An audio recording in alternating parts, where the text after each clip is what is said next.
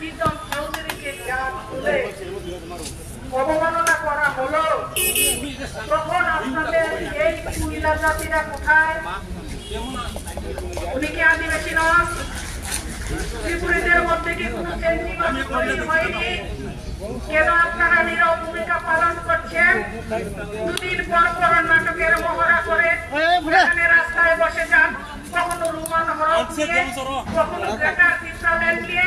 আপনারা এখনো পর্যন্ত কেন আপনাদের একজন অংশের একজন মানুষ, সে যে কোনো দল করতেই পারে একটা স্বাধীন দেশের মধ্যে, অন্যান্য দেশের মধ্যে, কিন্তু আপনারাই বলেছেন, আমরা বলি না যে কুইলা জাতি উলু পার্টি, আমরা কুইলা জাতি জাতি বলি না। কিসের জাত, কিসের ধর্ম, কিসের কর্ম, সমস্ত মানুষকে সেখানে এক ছত্র ছায়া করে নিয়ে এসে মূল যে সমস্যা, মৌলিক যে চাহিদা, সেটা নিয়ে সংগ্রাম করাই আমাদের উদ্দেশ্য।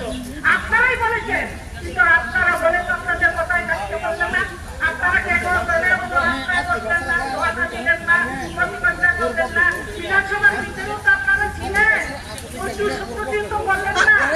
আপনারা নিজের কাছে কথাটা বলে গেছেন, আর মানুষের কাছে কি করবেন? এই গণতন্ত্রের চেহারা বসে সেখানে ওই যে বলেন কবি, যে জাতের